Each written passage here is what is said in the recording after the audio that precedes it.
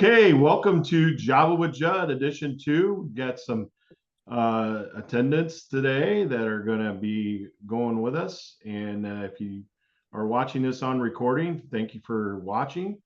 We got a special program today. We're going to talk about a short financial plan that I've used for lots and lots of years, done it thousands of times for people. And of course, ladies, if you have any questions along the way, just go ahead and ask, and we'll do those. But what's nice about it is it gets myself and my clients on the same page, and it also, like, even if you have a spouse, everyone kind of gets on the same page so that we're working towards common goals. And you got to have a starting place. You got to have somewhere where you start, and it's simple.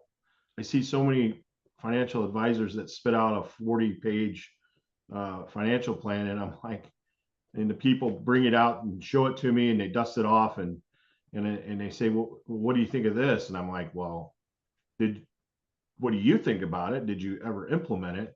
And they're like, no, we didn't understand it. I'm like, well, how do you want me to do anything with it? So anyway, let's see if I can get the screen share going. I'll move that down a little. Okay. So Java with Judd, Millionaire in the Mirror series, Millionaire in the Mirror, something I came up with. You know, we have to look ourselves in the mirror every day and decide whether we're going to, spend money or save money. But the biggest thing is we got to have a plan. If we're putting money away and we have a plan, then spend what's left. But you can't try to save on the other end of that and spend and then try to save. So that's my little spiel for the day. And I like to go through this every time because we use common sense principles and we combine that with math and science. We don't throw darts against the board to try to figure out what's going to happen. We use probability. We use a lot with compounding, which I think we talked about last week. But we want to help people get to the maximum. And honestly, especially younger professionals, I know we can get you to that $1 million mark, and it's going to have to be higher than that because you've got a lot of years before you get ready to retire. And the other thing I'm going to tell you is that we work from at least age 95 backwards, because if a married couple gets to age 65, they have a 60% chance that one of them will make it to age 95. Well, what if the other one makes it to 91? So we got a lot of years that we've got to really provide an income, and we want to make sure that people don't run out, because the most fear that people have in retirement is that they're going to run out of money, and we don't want that fear. But the other reason is they don't have a plan, so they maybe don't spend and enjoy their money because they don't think that it's going to last. So let's make sure that we understand and educate ourselves and know that we're going to make it to the finish line. So what we call this is financial engineering, because we put all these science and math, and then we got Social Security and maybe a pension, and we got to make sure that they're all working together in harmony. And when we set that plan up, we want to make sure we take a great consideration to tax. So my tip of the day. Last week we talked about, staying active, and today we're going to talk about something that is kind of been out there. Gwyneth Paltrow, of all people, brings this out, and because all of a sudden she starts getting up a little earlier in the morning, oh my gosh, I can do so much more. Well, I get up at 4 o'clock almost every morning and start my day, because I get a lot done because no one's bothering me. The phone's not ringing, and I can concentrate. This book goes along those lines and talks about, the 5 a.m. club, which I'm sure most millionaires are up at that time. And say what you want about Donald Trump, I don't know when the guy sleeps. I mean, he astounds me. And even his aides that are much younger are like, we can't keep up with the guy. So you can look at this two ways. The big keyword that come up now are the 5 to 9. I couldn't figure out what people were talking about 5 to 9. So you can look at it two ways. That can be the 5 a.m. to 9 a.m. before you start work. And, some people start work at 7 or 8. So whatever those hours are pre-work, or you can look at it as the 5 p.m. to 9 a.m., what you do when you're not at work. Do you have another gig? Do you have something else that you're, working towards that you love? Maybe you like your job, but you don't love it. And so you're working towards that. And I think Kim's trying to set that standard now with transitioning into something that, she can control, and she can control her hours. And that's the thing, we all have only so many hours in a day. What are we doing to make sure we're maximizing our efficiency? And maybe starting that other job can lead to, your own business someday, and you be the boss and you work when you want to. So that's my tip for the day. I haven't really read the book, but that's the one that Gwyneth Paltrow thinks that, everybody should read. So, all right, let's get into and talk about the basic financial plan. I call this the three circle financial plan. I can't take credit for it. I saw it on a workshop like 30 years ago, and it clicked for me because it's simple and it's easily understood, and it's on one page. So, but it doesn't matter what the plan is. You have to be actively working the plan. So you got to have a plan, but then you can't just put it on a shelf and then say, maybe next week, I'll start that up again. It's got to be something that we do daily. And that's why I like the Millionaire in the Mirror, because you gotta look at it every day and say, you know what, I'm not going to buy the Starbucks today. I'm going to get my coffee from McDonald's, or take it myself and save that little extra money. So anyway, here we go. And I'll take a little Java from Jud before we get started. So everything that we talk about has to start with income, whether it's the job that you have, like 9 to 5, like we just talked about, or you have passive income coming in from another business, or anything like that. Maybe have a rental or something. So the first circle we talk about is just a plain savings emergency account, something that's there, when that time comes, when we get that financial bump in the road. And a lot of people have a different idea. Susie Orman, you know, during the pandemic, she said you should have 3 years of your income saved up for just this reason. And it's like, okay, you're telling us now, it's too late. We can't save this now when we don't have a job. Uh, a lot of people say 6 to 12 months. This is my philosophy, because things always seem to happen in threes. So your transmission goes out on your car, your refrigerator goes out, and your kids need braces, or you get that doctor bill. So you need to have enough money set aside that will basically take care of those three. And we'll talk about another savings plan in a minute. But for me, 5 to 10,000 will take care of those things. And I want to make sure my other money's kind of working for me. So I put that in a different spot. But my emergency savings account, it's got to be there, and it's the most important part of any financial plan. And that's something that is agreed upon through about any person that does finances. So it's the most important, and we got to have it. If we spend it, we got to put it back in there. Our second circle involves investments, and this is kind of where you're going to retire from. The first, and there's 4 legs. The first one is any house or property. Now, I'm kind of starting to change my philosophy on this, especially in areas like we live right now. We've got a data plant going in. We got electricity going on. We've got several different huge businesses coming into our town, in our area. And I feel like home prices are just going to skyrocket because there's not enough housing. We're going to be creating thousands of jobs in our little town. and there's nowhere to live. So, maybe if you have your house paid off, maybe there's a chance, and we're working on this plan, and it's been out there for a while. But I don't think that like the big guys, in the banking industry, or the people who really make big money, I don't know that they want everybody to know about this idea. So, but it's very solid. It's got a great foundation. You're not really putting money at risk, but at some point we can take and use some of the equity from our house and put that away and make it work for us, just like a bank.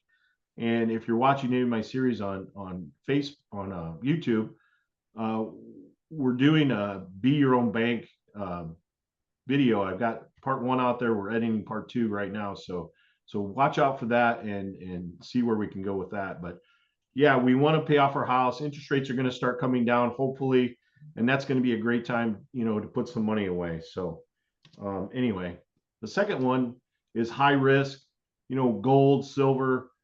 Somebody asked me the other day, what about EFTs? Or, I'm not on that equity side as much, but anything where there's high risk, I used to say commodities, but now the government's come in, corn and beans and things like that are kind of protected anymore through government programs. So they're not as high risk as they used to be. The other one is stocks and bonds. Um, these are like, research what you're going to invest in. We got a lot of things going on with AI and your big companies, Coca-Cola, Motorola, some of the Boeing, they've been around for a while. Do your research. Make sure that they're stable companies. Buy and hold, and work off the dividends. Maybe make those dividends, buy more stock, or however you set that up. But that's another leg. And then this is the one where we're kind of going to retire from. So if you have a pension, a lot of people don't have pensions anymore because they converted them all over to 401ks. But I think, it looks like maybe we're going to get this Social Security thing back on track. Um, looks like we had a lot of people pulling from the system that, were 150 years old, and when those guys do those number crunching, they don't usually miss. I mean, those guys are the ones that had slide rules back then, and could get Apollo 13 back without a problem. So when you screw up the system and there's fraud, then they don't factor fraud in. So hopefully we get that Social Security back on track so that it's there for everybody. Then your 401k, your 403b, your IRA, those are all things that are 100% taxable. So we gotta make sure we understand how that works. And then maybe you have a business that you can earn extra money off of, or even sell when that time comes, that will garner you money that can be invested or help your cash flow when you get to that retirement age. So the general rule is you need 75% of whatever you were making in your heyday years, which is usually close to your retirement. So if a couple is making $200,000 combined when they get ready to retire, they need $150,000 that's there for them to live in the same lifestyle. Now, you may be able to get away with a lot less than that, but we also have to remember we don't really know what the tax rate's going to be. And we have that reduction of deductions because as we're working, we have deductions for our children as they're living with our house with us. And then we also have deductions for putting money into a 401k, and maybe your house mortgage. Well, if you get your house paid off and your kids move out and you aren't contributing to your 401k anymore, you don't have any of those deductions. So we look at different ways where we can push out some non-taxed cash flow so that we don't have to worry about that in the long run. And wow, what a place to maybe put the last circle, the savings. And I look at this as more long-term savings. This is something like if we were in the pandemic, this is something you could tap into. This also would provide some money for those bigger bumps in the road. before you're 59 and a half. It's not government control. So, and it gives us an opportunity to take money out, really not pay it back, and then and give us non-taxable uh, either lump sums or cash flow or distributions that are not taxable. And this is what I call our life pension. There's also a video on our YouTube. And when you do go to our YouTube channel, please subscribe. We have a lot of people watching, but no one's subscribing, which it doesn't matter to me. But when you're subscribed, you'll automatically get notified, I think, of anything new coming up. So anyway, the two savings accounts are a foundation. You got to have that big foundation that's going to help hold everything else in place. We've got to have the savings, and the other the savings in that last circle is important, because when I say you need enough money in that first circle to take care of your three big things that might go wrong, we want this other savings thing to go big time and have thousands of dollars, because when we get ready to retire, whatever's in that savings in the life pension, we can pretty much count on taking 10% out per year for the rest of our life and really not worry about running out of money. So that's a huge number, because when you have an equity base like a 401k, the Edward Jones of the world will really only say you can only take out like 4 to 5%. So if you've got $1 million, you can only take $40,000 a year off, and that's really, and then you have to pay taxes. So that's really stifling the amount of cash flow that you're getting from that investment. So we want something where we can take out a larger percentage, and then on the life pension, you earn interest on money that you've actually taken out of the pension, and you can control it yourself. Unlike other pensions, maybe with a school system or the state of Indiana, if you're an employee, you earn whatever that pension says, and it's locked in kind of for the rest of your life. Where with this pension, you control what you take. Maybe you don't need $30,000 a year in the beginning, and you say, hey, I only need $1,000 a month. Well, you can then let the rest of that grow even higher, and take less or take more in the beginning, so that you can apply for Social Security maybe at a later age, and then dial that back when you turn your Social Security on. It just gives us a lot more the ability to pivot more. And we have so many people that drive the truck right up to the finish line to the day that they're going to retire and say, hey, I'm ready to retire. Will you help me? And I'm like, yes, we will help you. But if they would have given us 5 or 10 years to help them set things up, we could have pivoted in so many more ways and saved them a lot of money, especially in taxes, if the only thing they really had was a 401k. So savings, our base, our foundation, and then we that props everything up. And there's a reason why the third circle, the savings, is not included in investments, because most of all of those investments you have to pay tax. They're set up so that you pay tax, and of course the 401k is 100% taxable. So when we look down at the savings, and it credits interest a little different, so you can't put that apples to apples as far as, hey, but my other investment, I put in the same amount of money and I have twice as much in my account, but our account will outperform that because we're paying interest on money that you've already taken out of the policy.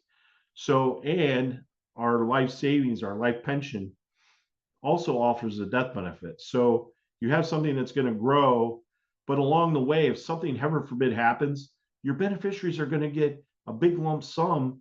Whereas if you're in year 3 or 4 of your pension or your 401k, you're only going to get that beneficiary, whatever you put in, plus a little bit of interest, and it's 100% taxable.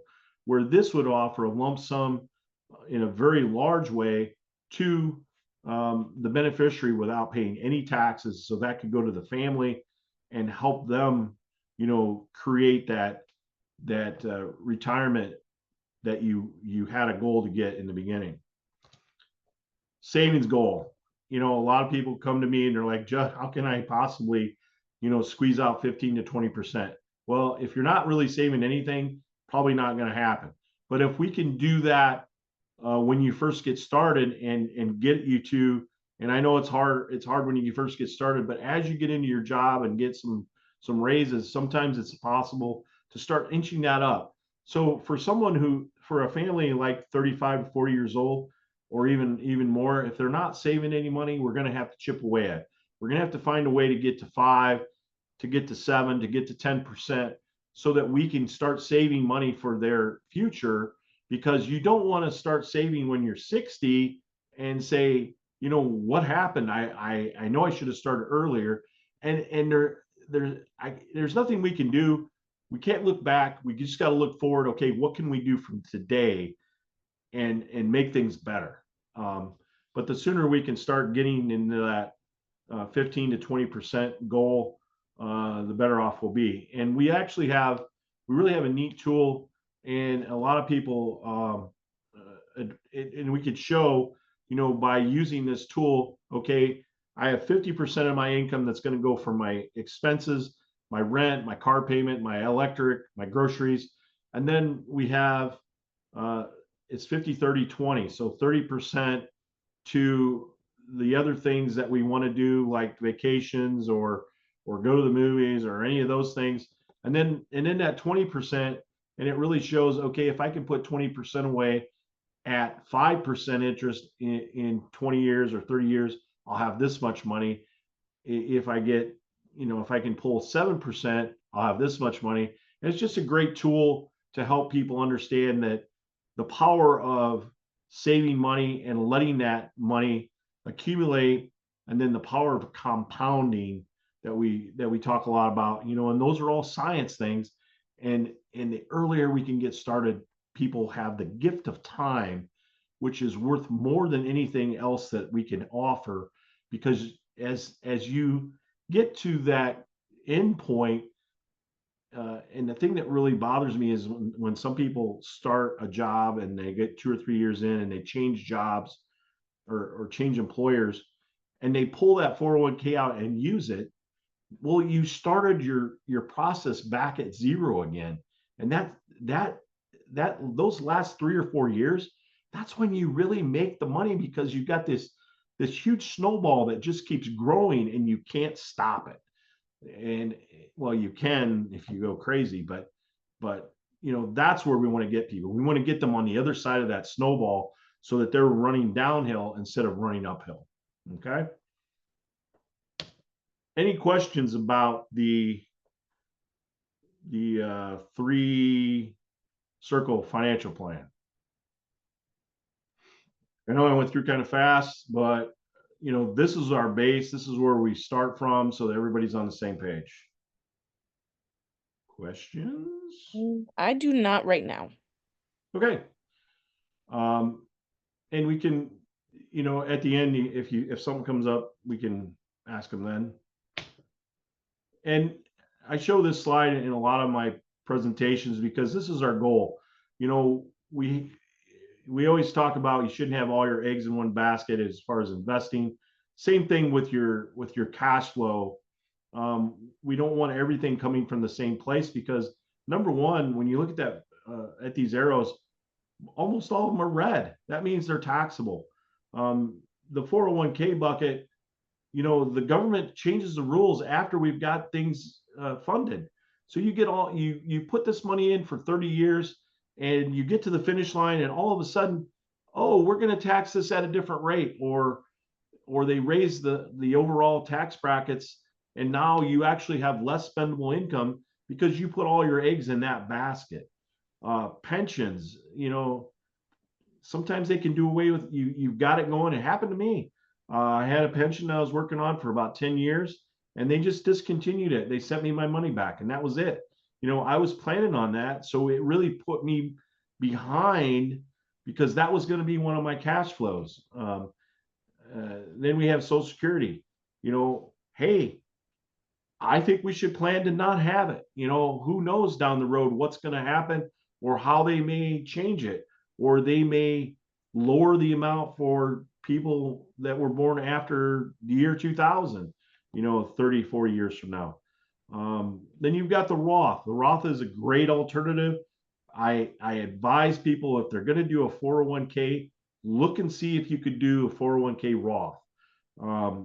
If you're moving money out, I think we have a better alternative than to transfer money that's taxable in a 401k and put it into a Roth IRA. I think we can do better, but because the Roth is still under government control, even though none of the money that comes out is taxable, I just feel like I don't want anything that's got the government's hands on. Then we have the indexed annuity, which is something else that we sell or that we offer, and that gives us good money that's protected. We don't have to worry about it going backwards, and it really does a very nice job. And then any business that you may have cash flow, and then the life pension, is not taxable. And we've got another video that explains that. But overall, and I know there's a lot more ways to have cash flow, but the more income streams that we can generate, and turn on, turn off, turn down, turn up, that just gives us a lot more opportunity for pivoting and making things better for the rest of our lives. And then we can start talking at some point also about generational wealth and passing that wealth down to the ones that we love.